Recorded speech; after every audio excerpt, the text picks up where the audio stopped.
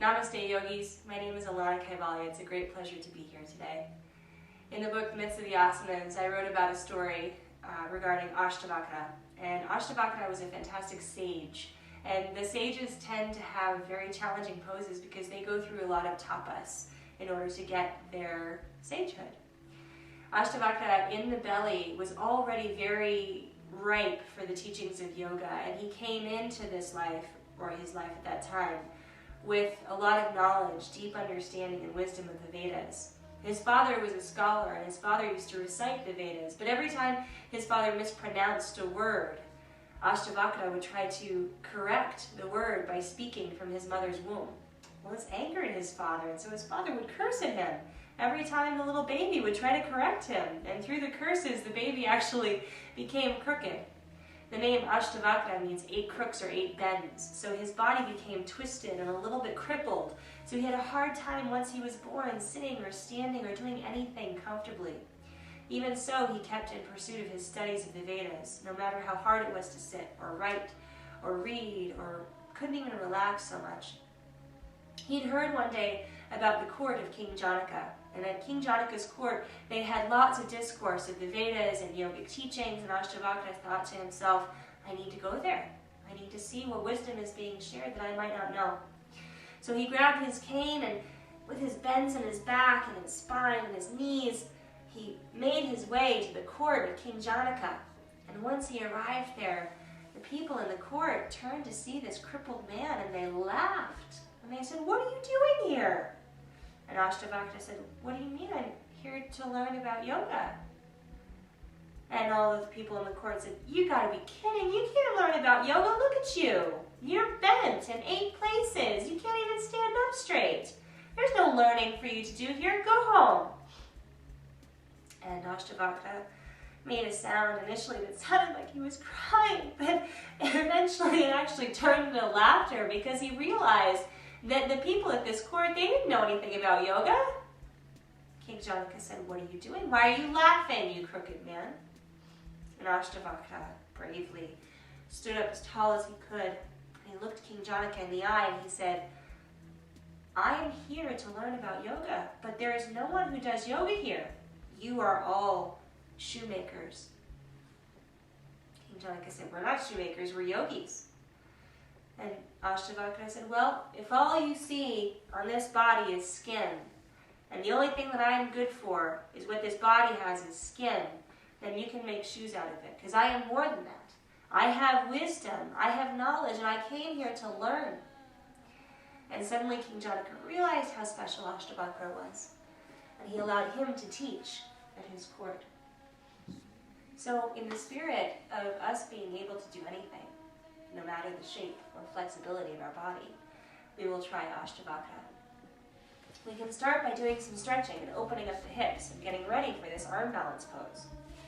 Great way to start, bring your right shin up to your chest and cradle it like a baby. You can keep your left leg bent, or if you prefer, you can straighten it out. Either way is fine. And it's challenging to hold the leg like this. You could also wrap your arms underneath, bring your hands to prayer. Rock from side to side a little bit to juice up the hip. Then, come to compass pose. Hike your right knee high up onto your right shoulder and press your right hand onto the floor. Grab the top of the right foot with the left hand, and as you inhale, try to extend the right leg as much as you can. It's okay if it doesn't go all the way straight. Then look out underneath your left arm.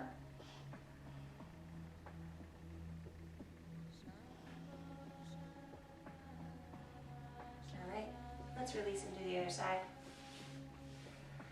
Juice up the hips first. The shin comes across the chest. Hold it and rock. Any movement of any joint helps to lubricate the joint, making it easier to move. Maybe Astavakrasana knew this. His big walk to King Janaka's court helped him stand up straight and tall when it took the time to tell King Janaka exactly what he thought. Grab the top of the left foot. Compass pose, gaze out underneath your right shoulder. And breathe.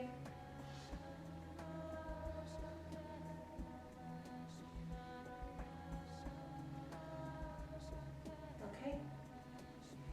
Release out of that. So for for Astavakrasana, we'll do the right leg again. Place it up above your right shoulder, and you'll have to use your inner thigh muscles to hug your right shoulder with your knee.